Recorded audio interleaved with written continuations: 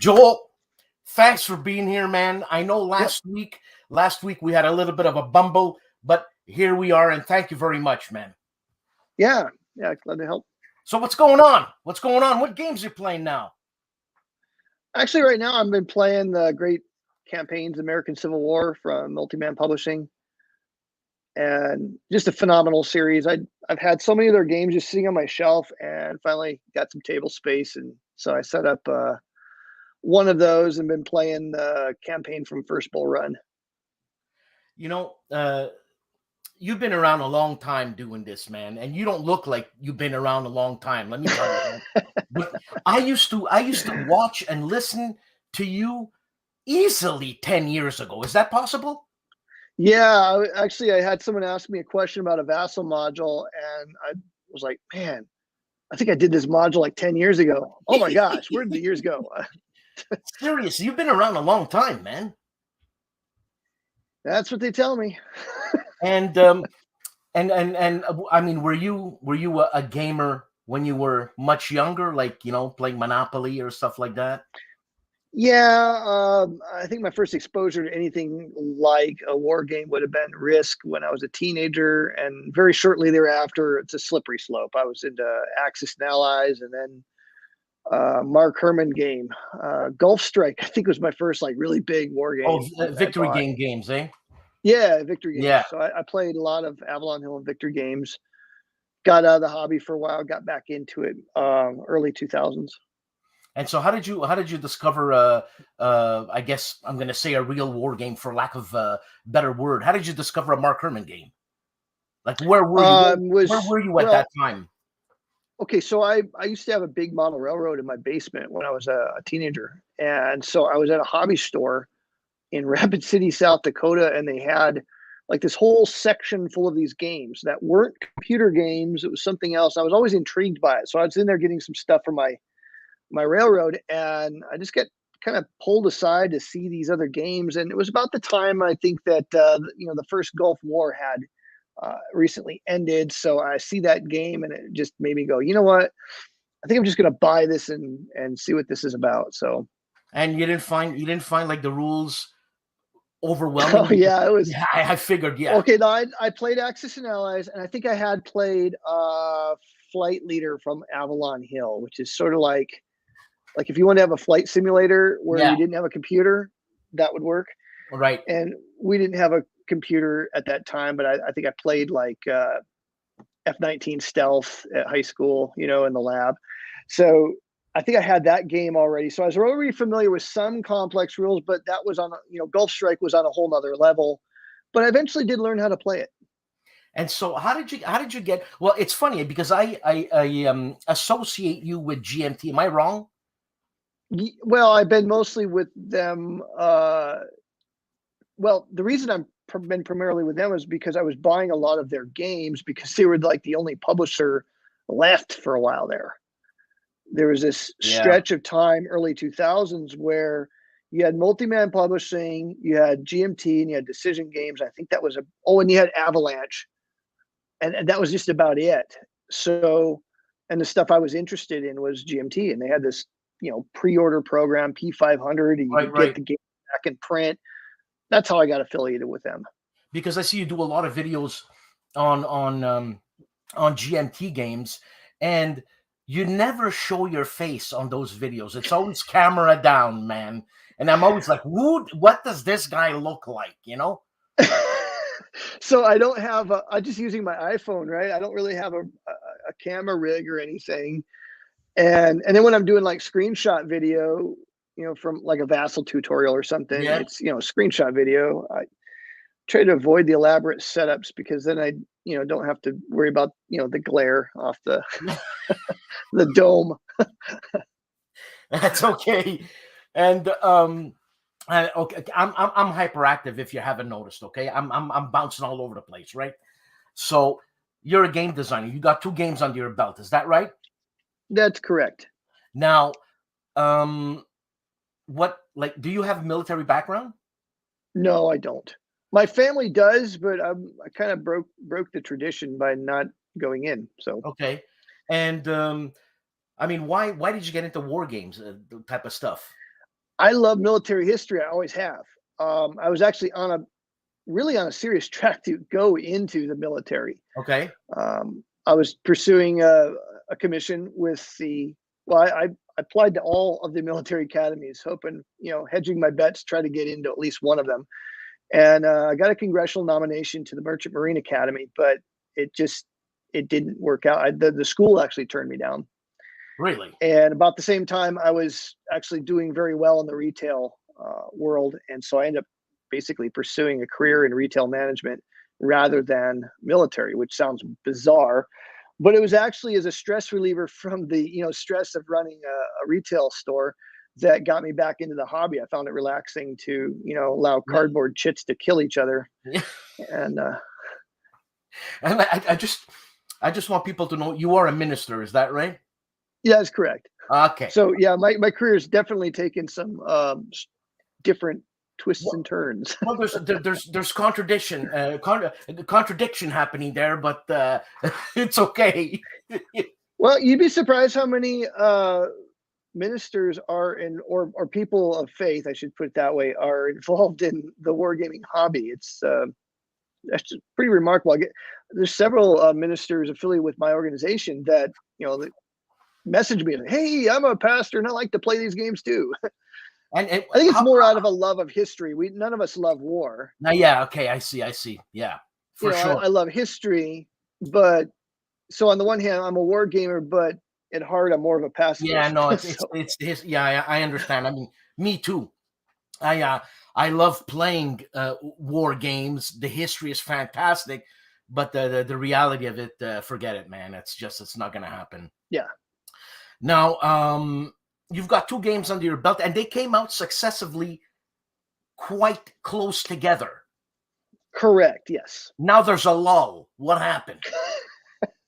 What happened was I moved to Montana, and I don't have the free time I used to have. My current position with the church, it occupies most of my time.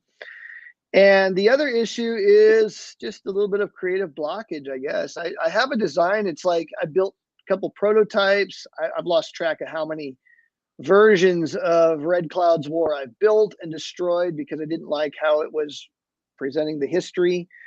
These are tough things to simulate. Yeah. And what I'm finding is actually the biggest challenge is how do you simulate low intensity combat? A lot of our war games really don't do that well, where you can have, skirmishes where nobody dies in it. But then the next day you have a skirmish where everybody, over 100 people die. Everybody in one command wiped out to a man, which is what happened with the Fetterman fight in Wyoming, 1865, I think. So who were the belligerents in that? A coalition of Lakota and Arapaho, and some Crow. The Crow were primarily working with the U.S., but it was a struggle for the Powder River country and the Bozeman Trail. So, I mean, where do you get your research for something like that, man? That's the other thing that's tricky. There's a few good pieces of history on that. Probably the most recent work, it's called The Heart of Everything That Is. You can get that on Amazon, or I think it's on Audible if you want to listen to it on audiobook. Okay. Heart of Everything It is a really good telling of the story that my game design is trying to tell. I just haven't had the time to flesh it out and get an engine working that's fun to play, faithful to the history. And so, as so often is the case, I said, you know what? I get all these vassal requests. That eats up a lot of my time. Most of my time is designing vassal modules for other designers. And as long as I'm doing that, I'm not working creatively on my own design. So at some point, I'm just going to have to tell people, hey, I need to work on this. But for now, I thought, well, let me just keep working on Vassal modules and, maybe play some of the games that I actually own. It's funny, which is not something I did when I was designing the other two games. You're pretty much trust me, consumed with just that. A lot of people don't play a lot of games that they own, man. So Yeah. So I mean, when you're designing, you're stuck on that game, and you play it again and again and again and again, and other stuff doesn't get played. It's funny. So you just made me think of something, man. There must have been in the past history hundreds of thousands of battles between the First Nations that we know nothing of, man. Yeah.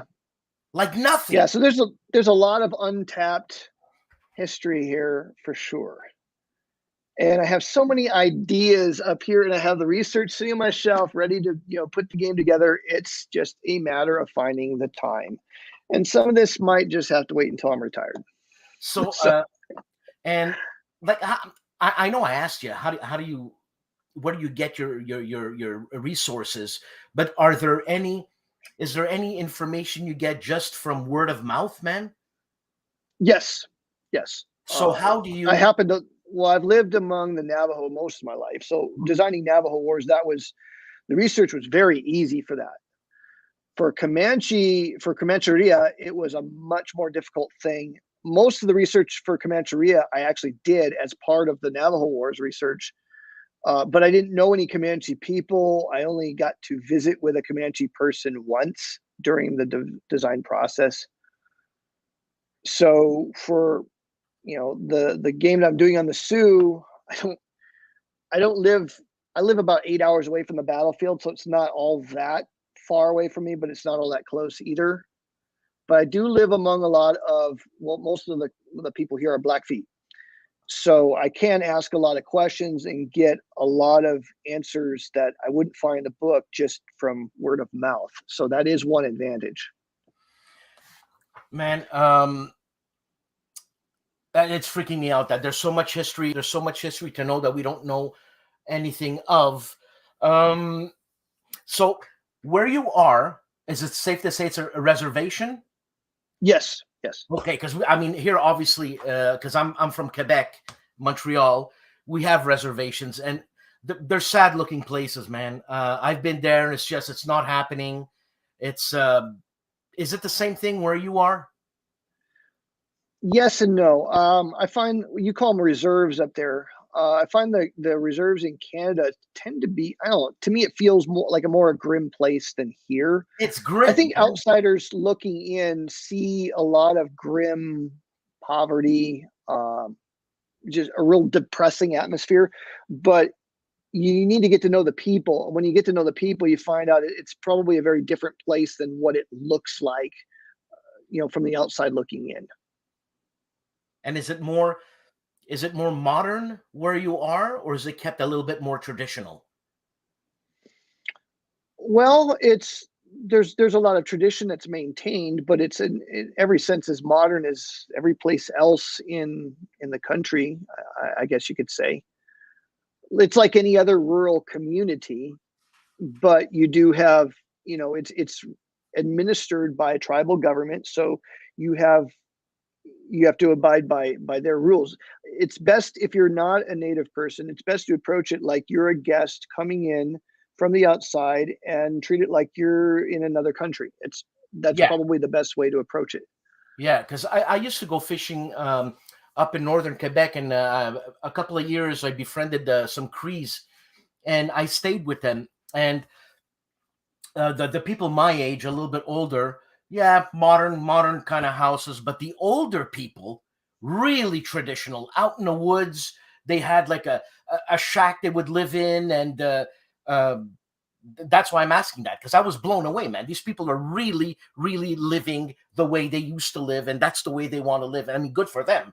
Yeah, that's what you want to do, man. You do it. You would probably find that more on the Navajo reservation than the reservation I live on here. People, like in the summertime, just about every family sets up a teepee someplace, and they camp in it. And some of them will have a place out in the country that they'll stay in, but it's not like I mean, maybe over the course of a weekend when they have the traditional, what they call Indian days, it's a big powwow. Everybody comes from all over the reservation. Other reservations come to it. There's dancing. There's just about everybody's camped out, if not in a tent, then in a traditional teepee. Okay. So you have some of that. But in Navajo country, people actually still live in hogans with, pretty primitive infrastructure. And you've been there to the Navajo? Yeah, I lived there about 25 years, not on the reservation, but adjoining it. And sorry, I'm very ignorant of all of this, Joel. So that's why I'm asking. So when you go to when I went to the to the granny's house and the old uncle's house, I wasn't really welcome there, man. And first of all, they knew I was not a Quebecer because I'm Italian, but I wasn't like, I wasn't welcomed. Is it the same thing over there? It can be. You have to. It depends. It really depends. If you're invited in with somebody else, people might look at you as an outsider and be suspicious of you. It depends on the people. It depends on the tribe.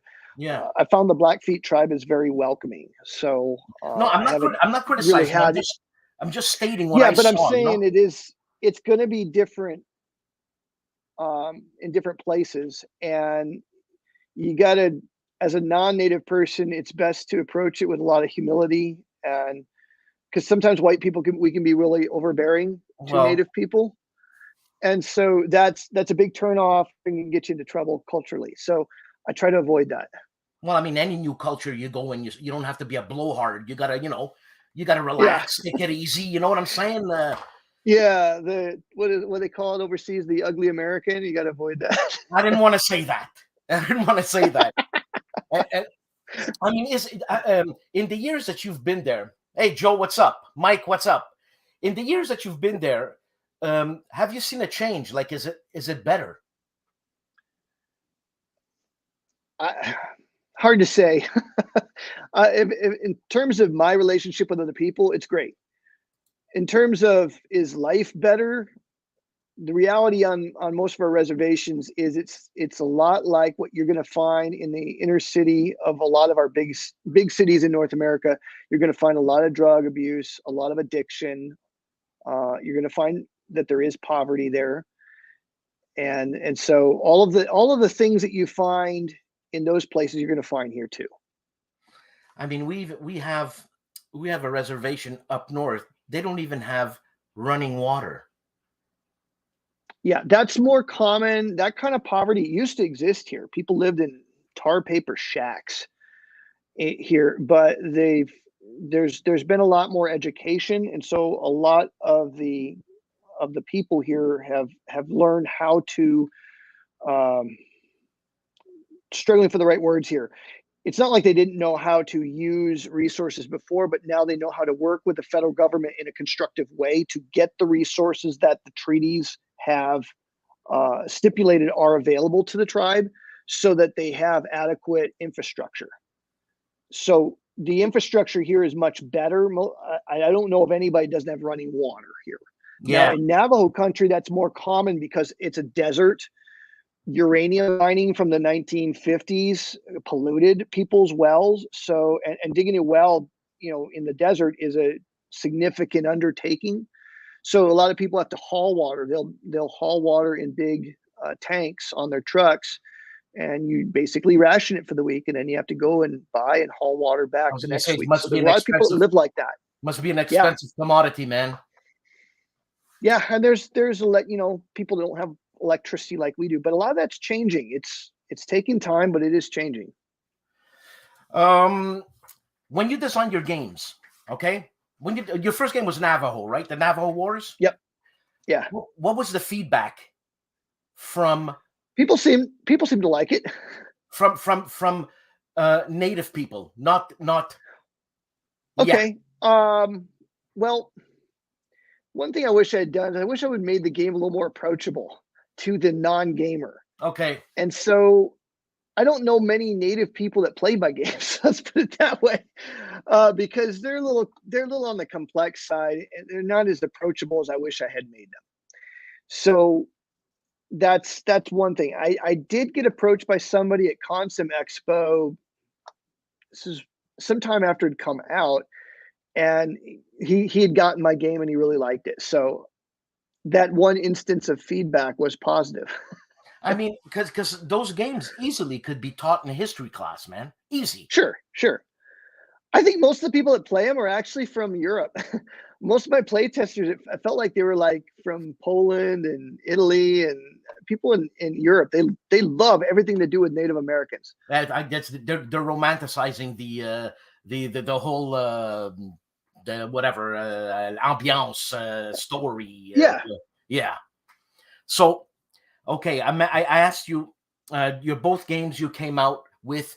I was gonna, not back to back, but within a year for sure, right? Yeah. Now, what's your next Correct. game? I heard you say something about the Sioux. Yeah, I want to call the working title is Red Cloud's War, and I know I've been talking about this for at least 6 years. When I finally get the time to make it work, I will build a prototype that works, and it'll be awesome. But it'll be different from the other 2 games in that I'm not designing it from the ground up as a solitaire game. I think it needs to be a 2-player experience. Okay. I just need to build the right kind of engine to make it work. And where do you steal your ideas from? That's a trade secret. I ain't telling you that. Because you know every great artist steals, man. No, I wouldn't say I stole anything. Like Navajo Wars, that was all that stuff was new. Like I stole from Navajo Wars to make Comancheria. I think I enhanced the AI, but with Navajo Wars, a lot of that was just original. It was original thinking, but it was influenced by Martin Wallace games. I was in this phase where I was really digging Martin Wallace and how he does a lot with a little, and just got me thinking creatively outside the box, and that's how that came about. And so how do you present that idea to Tony and to Gene? They did not like it. They were not. Oh, it's so funny.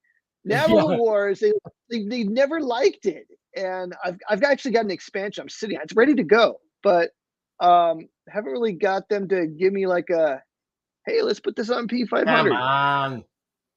And I'm like, okay, well, I haven't really pushed it with them, but if it's not Battle of the Bulge, Stalingrad, or something, it just like I don't know if this will sell. It seemed like it was just going to be some kind of really niche thing, but fact of the matter is, it actually, it's gone through 2 printings. Comancheria is going to go to 2 printings, so I think there's a market for it. Absolutely. But I'll also say this: my first prototype of the game was pretty terrible. It wasn't really fun. It was detailed. It was historically accurate, but it just wasn't fun to play. And Gene was really forthright about that issue. He sat and played it, and he just flat out told me, you need to bring the fun. So I went back, scrapped what I had, and why built wasn't a new version fun? of it. Why wasn't it fun? Like too dry? It was too much work to play. Yeah, too dry. It was just, it was just too.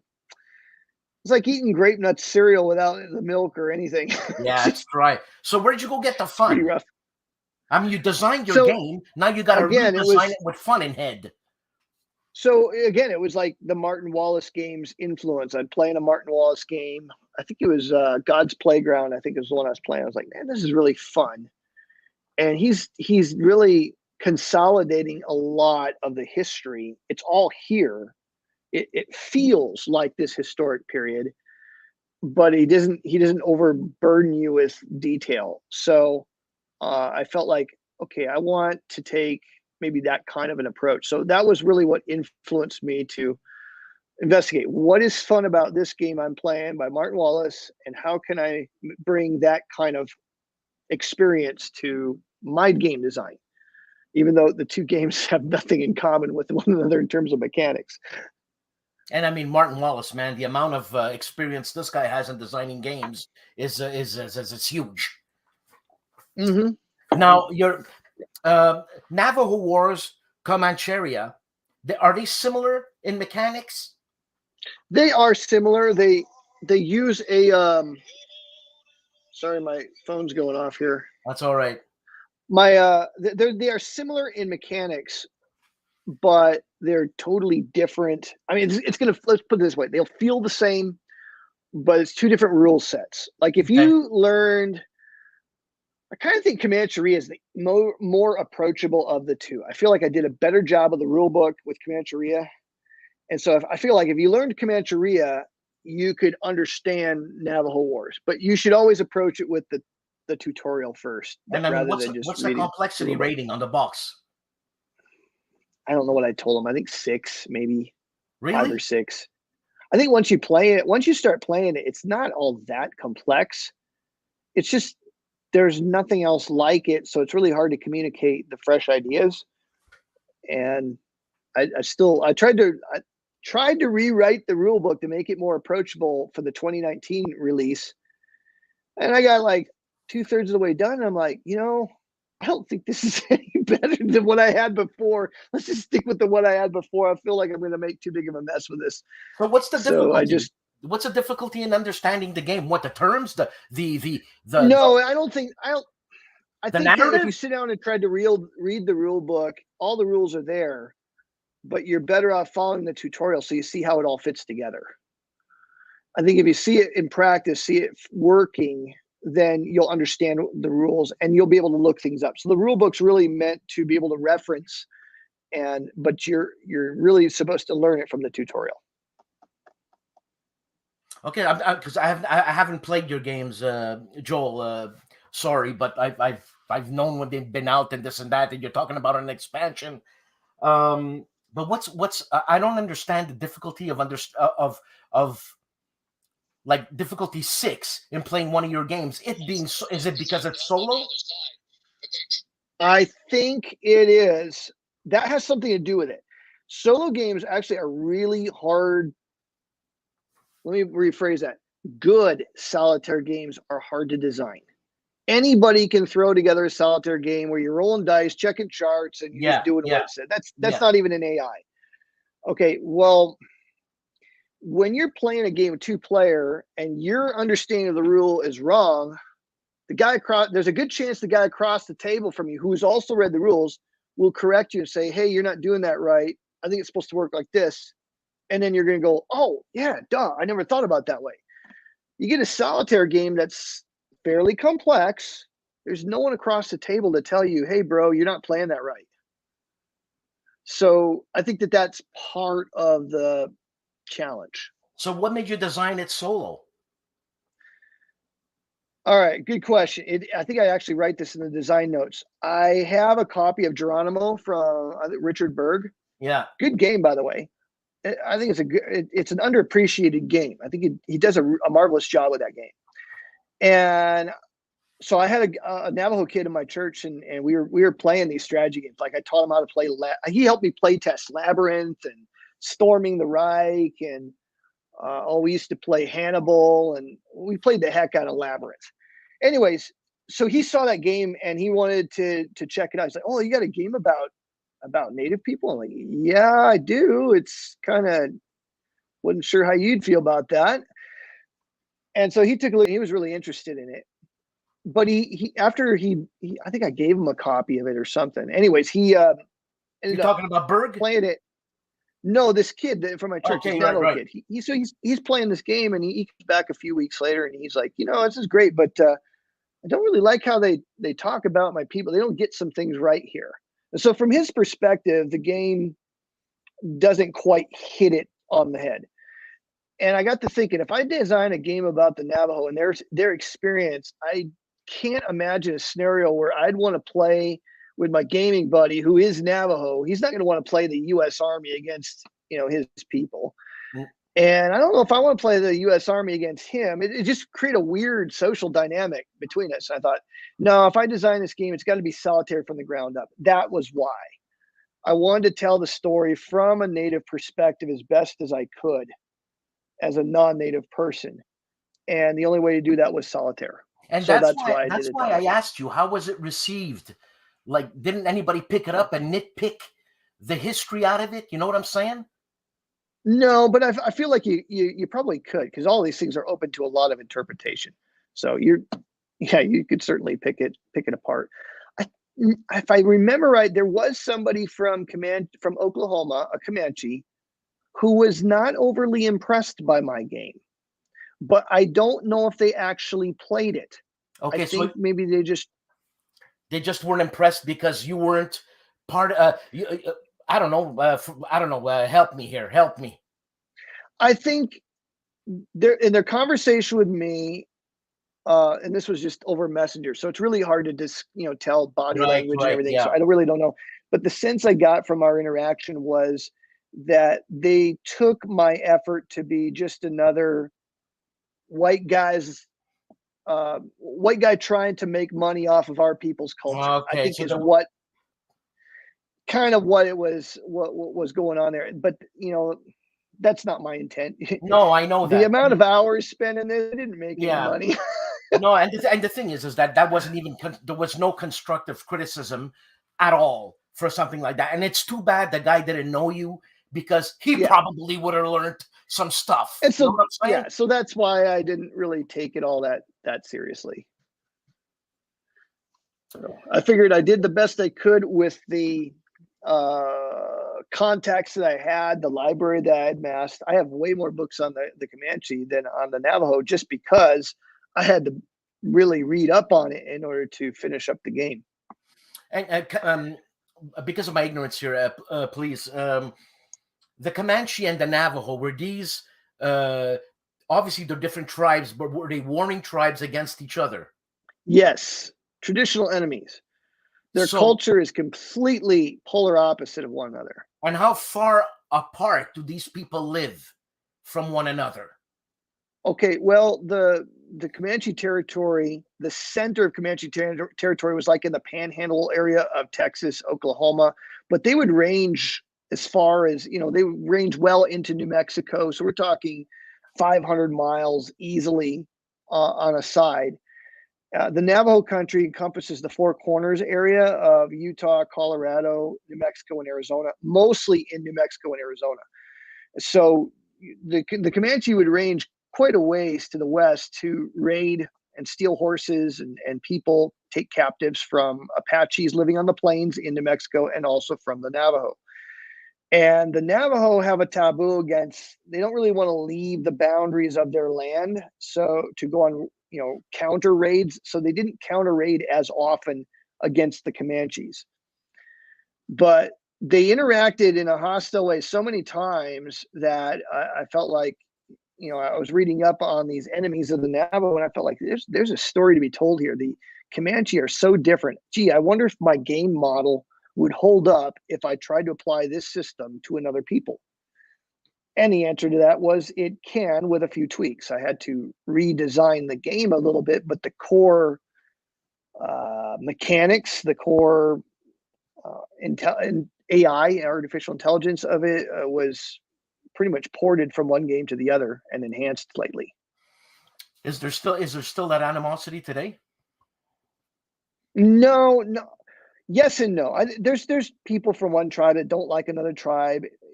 It's just human nature, man. Kind of in a but it's kind of almost in a lighthearted, joking way. For example, I know a guy who's Crow. Crow are pretty much the traditional enemies of everybody else in the plains. It seems like they had many friends, and so there's people I have they're Crow, and they'll tease Blackfeet people, and Blackfeet people tease Crow, and back and forth. But they're not going and killing each other, so there's not that level of animosity. It's more of a, what, all of our people were oppressed in some level. Let's get along. We're better working together than against one another. So you're going to find that most Native people, even from traditional enemies like the Ute and the Navajo, find ways to get along, to work for their own people. I think you just made an enemy there. Someone noticed my King sweater. So what? Let me ask you, why the LA Kings, man? The great one, Gretzky. Well, it's funny that you associate. I mean, it's been a long time, but no, I know, but it's funny that you associate the great one with LA. I associate the great one with the Oilers. You know what I'm saying? Yeah. but then he became an American, and that. No, that was You know what? Toppin. I still got a soft place in my heart for the Oilers. So I love watching Draisaitl, McDavid play. So I'll tune into their games. I pull for them unless they're playing the Kings. So hold on a second. What right have you, being in Montana, to be a hockey fan? You know, I'm surprised there's not more of us up here. We're only about 2 hours from Calgary, so I've actually gone up there to see a game before the pandemic.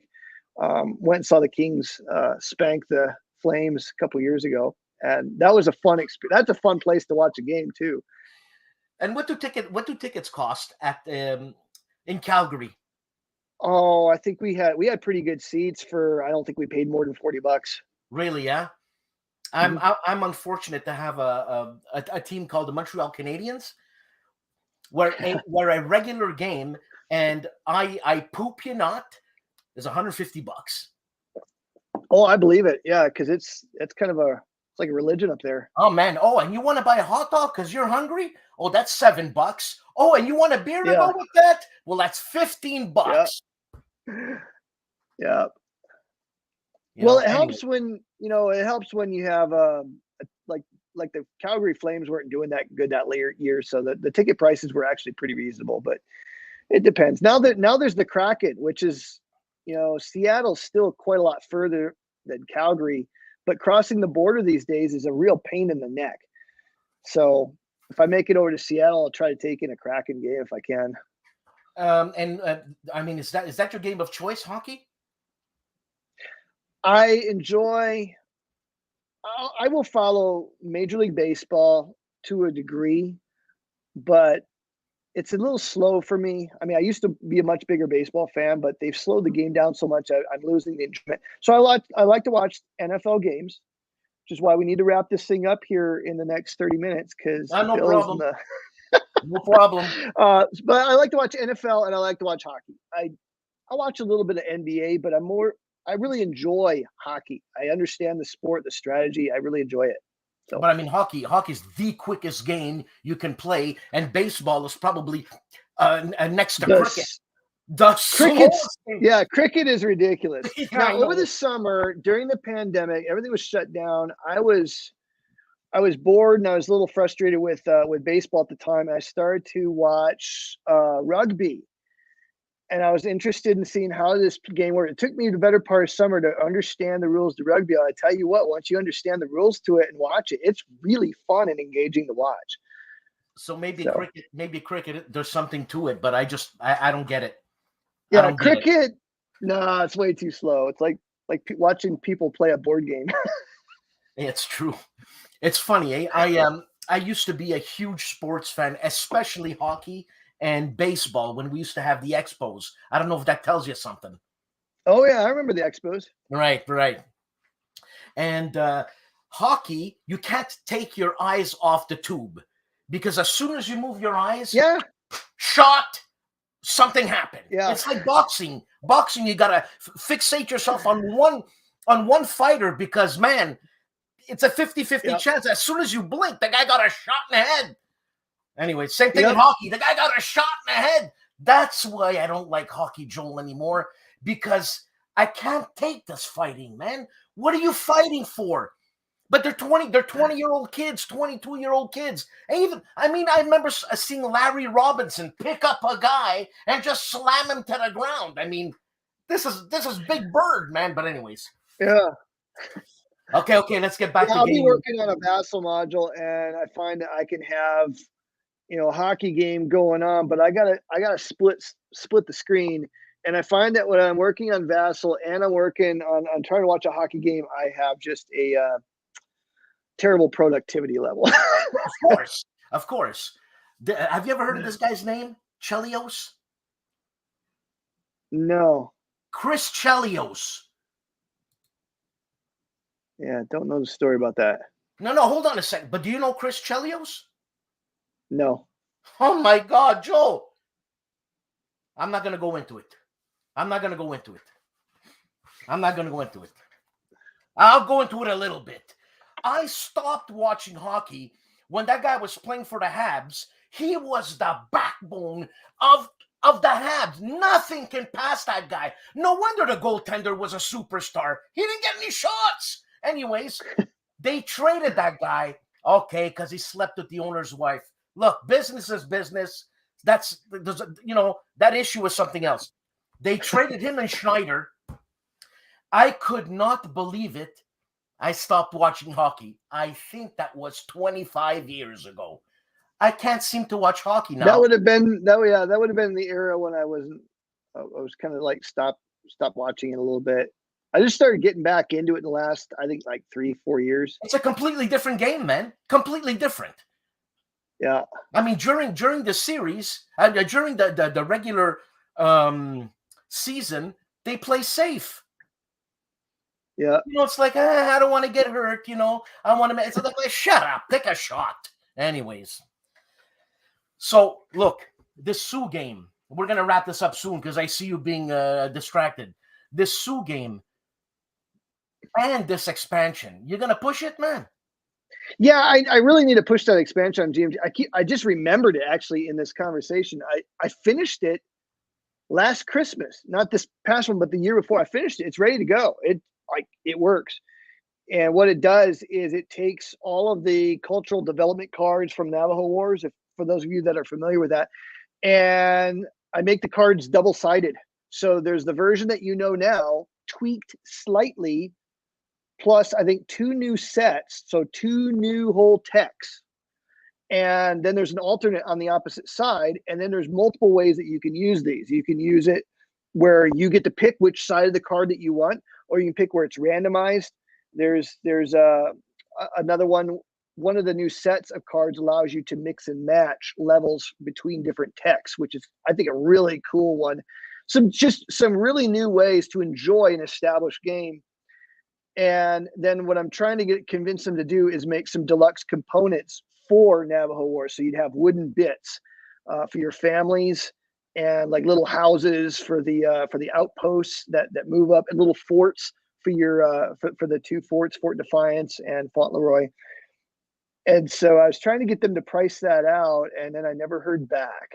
That's where the breakdown occurred. So I just need to get on the email and tell Tony, hey, you need to price this out. We need to get it on P500.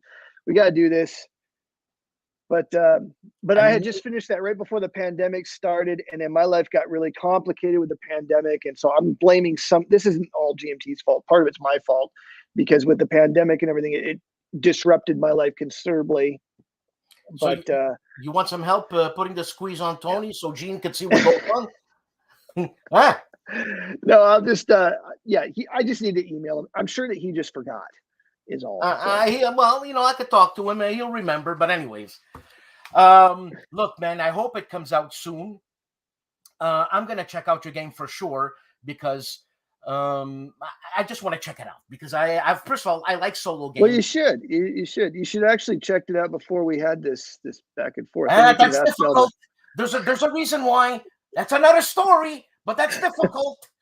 But anyways, Joel, do you want to say something else before you run to your sports match? For God's sake, man. No, I'm glad people are enjoying those games. I eventually will get that other design people done. Are enjoying them, man. But in the meantime, if I stop making vassal modules, I find that people, pitchforks and torches outside my house if I don't get those vassal modules done. So let me ask you an indiscreet question here. You get paid for doing those vassal modules? Yes and no. Okay. Yes. To get paid. No, not enough. Anyways, it's hey, a lot man. of work. I know a lot of people are moving to Tabletop Simulator. I know Mike's on here.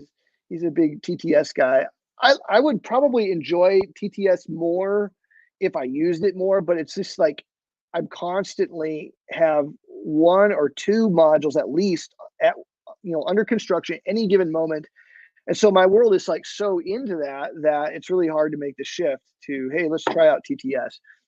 So, and plus the vassal developers have really stepped up their game in terms of improving the overall engine. There's things now in the software that didn't exist when I did the Nevsky module that would have made my life so much easier. That's not even that long ago. No, and it's making me wonder if I couldn't redo Tank Duel, because now they actually have game pieces available in Vassal where you stack game pieces on top of another game piece. The tank mats might be, maybe I could rotate them around and do things with them like you would in a physical game. That's kind of cool. Yeah, it's funny. And they've made the programming a lot easier, and they're finally starting to install some debugging tools. So when my programming is breaking down, I can figure out where the problem is and solve it. So I actually just finished. I just finished Red Flag. What's it called? Red Flag over Paris. Oh yeah, cool module. Freddy Serval. Yeah, you know what? That's a game that slipped below. That's not a game I probably would have pre-ordered. Just it's not a topic that interests me, but it's a heck of a game. It's really a cool game. Don't say his head's already this big, man. You know. Yeah, it's a fun game. It really is. Ruined it. You ruined it. Oh man.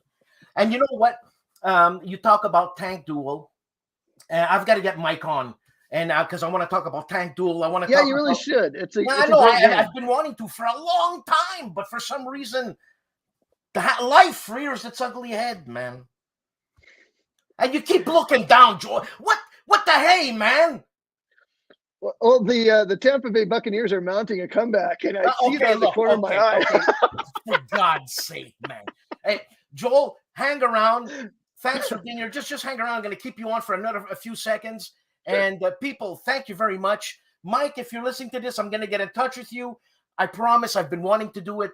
And hey, Joel, can you say goodbye in a native language, please? I'll go on there.